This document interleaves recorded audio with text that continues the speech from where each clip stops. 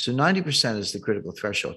The US is at 131%, highest in history, which means we are well past the point where you can borrow your way to growth or you can borrow your way out of a debt crisis. And we were heading for a debt crisis. So the way it works is raise interest rates, tighten money, reduce the balance sheet, et cetera, get unemployment up. It doesn't sound like a desirable goal, but that's what it takes. And that's what happened in 1982. Get unemployment high enough so people are buying hamburger instead of steak. They're buying, whatever's the least expensive thing on the shelf, day old bread instead of new bread, or they're not buying gasoline because they're not going to work, et cetera. That will bring prices down, but at a very high cost, which we just talked about, which is high unemployment and lower productivity.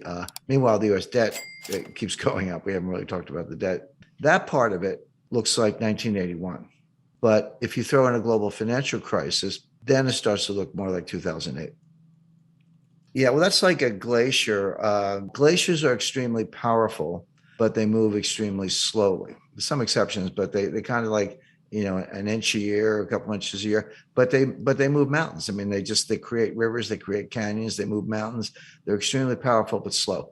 That's a good metaphor for the impact of debt. And when I talk about debt, in particular with the United States, but you can apply this to any country, I focus on the debt to GDP ratio, because you can't really talk about debt in isolation without thinking about the capacity to pay the debt.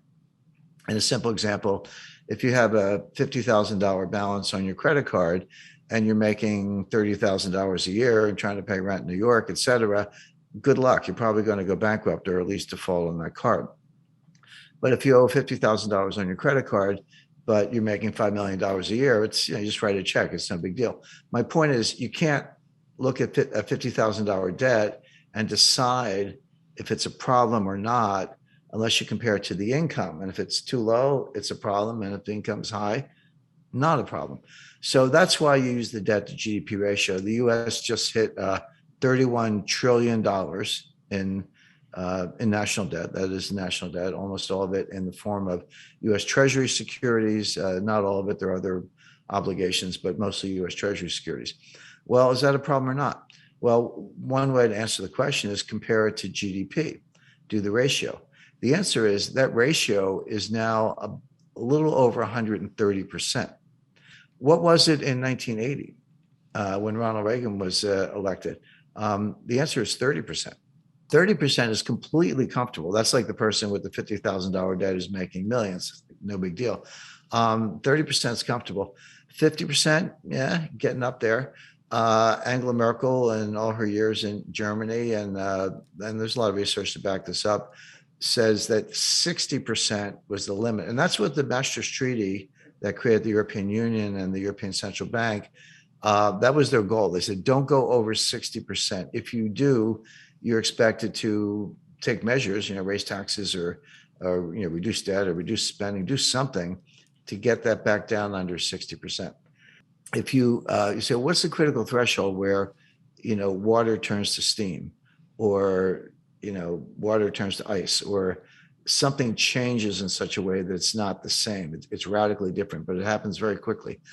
The best research says the answer is 90%. And this comes out of, Ken Rogoff at Harvard, also Carmen Reinhart, who's now the chief economist at the World Bank. But they've looked at hundreds of cases over hundreds of years. And I like that because it's not just, kind of cherry picking data.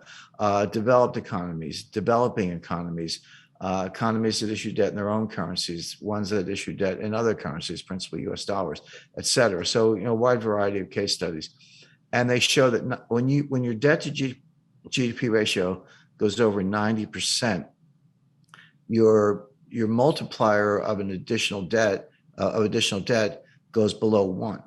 So just to put that in context, at 30%, if I borrow $1 and spend $1, I might get $1.30 of growth.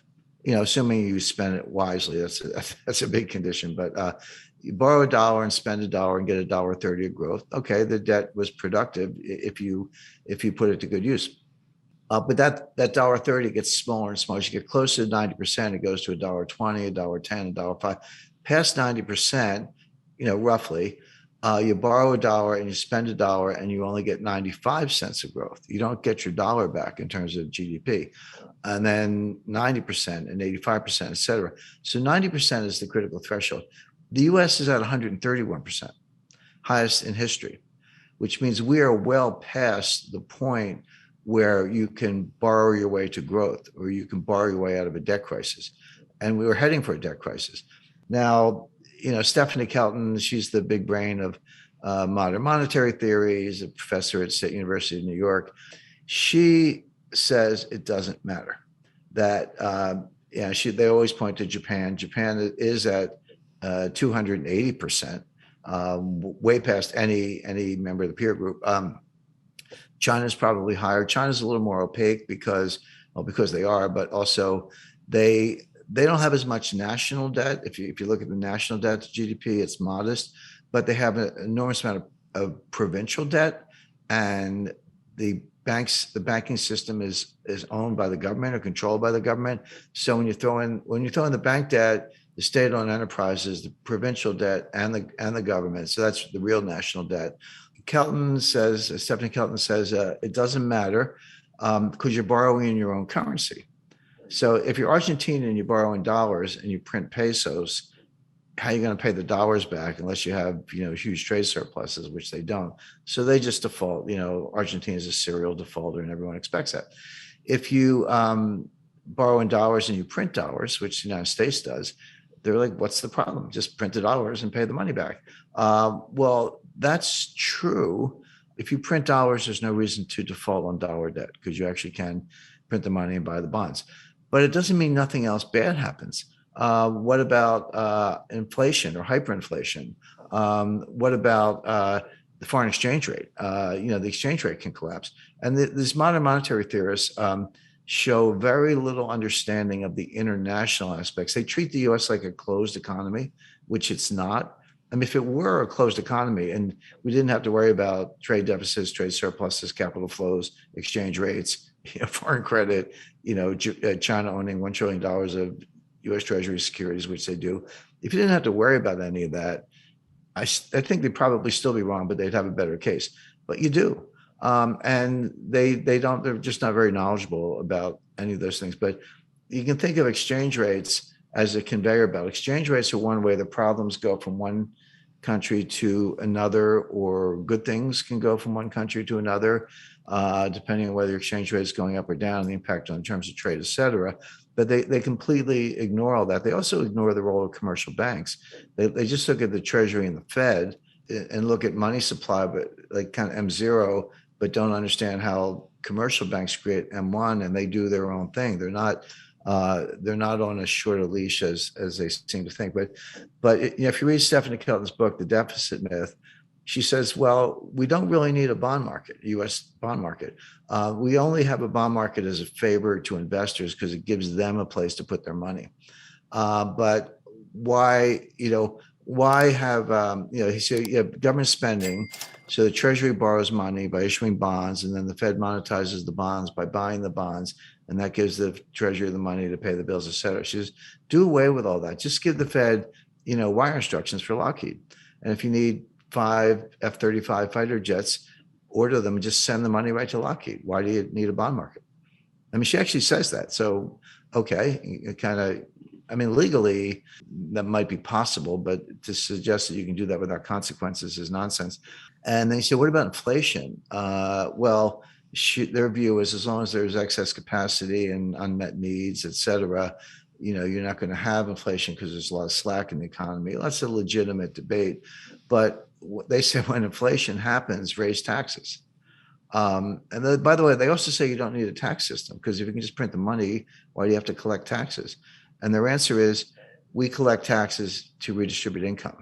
Okay, well, at least they're honest. I mean, that's the kind of socialist model, but they're honest about it. But it's important to bear in mind that Stephanie was the principal economic advisor to Bernie Sanders in 2016 and 2020. And Bernie Sanders today is the chairman of the Senate Budget Committee, controls the purse strings. So coming out of Congress, and Biden's kind of a cipher. He's barely aware of his own existence. So Sanders is in a powerful position, and she's she's the Bernie whisperer, so to speak, who's behind all this. So if you ask the typical member of Congress, can you define modern monetary theory? They'll look at you funny. They've either never heard of it or they certainly don't know what it means, MMT, but they're acting in accordance with modern monetary theory. Whether they know it or not doesn't matter. The actual behavior of the Congress, and again, just go back to COVID 2020, because we talked about the debt to GDP ratio. So in around May or June 2020, Trump put through a $2 trillion COVID relief package, and that was when the Paycheck Protection Plan, that was 800 billion, and everyone got the $1,200 check, et cetera, et cetera. And then at the end of December, at the very end of the Trump administration, they did another $1 trillion almost. And that's when everyone got the $600 checks. And now you're up to $1,800. By the way, those checks, that is helicopter money. That's, what the Fed does is kind of nonsense. But when it's fiscal policy, not monetary policy, and you're handing out checks, that is helicopter money. And credit to Larry Summers for saying, you're going to get inflation out of this. Well, Biden comes into office in January 2021, and he's like, not to be outdone, he did his own COVID relief package. That was another $2 trillion. And that's when we all got the $1,400 checks. They just handed them out. And then later that year, or they did the $1 trillion infrastructure package. And then just to top it off, what did we get recently was the just under $1 trillion Green New Deal, or I call it the Green New Scam. Well, and the baseline budget deficit, before everything I just described, the baseline budget deficit was about $1 trillion a year. So take $1 trillion for 2020, 2021, and 2022, add on, $2 trillion for Trump's first package, $1 trillion for his second one, $2 trillion for Biden's first package, $1 trillion for the Green New Scam, and I think $1 trillion for infrastructure.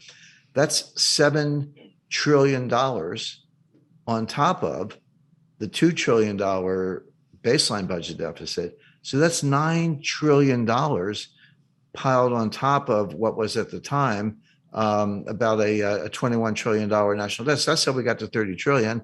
That's how the ratio went from 106 to 131.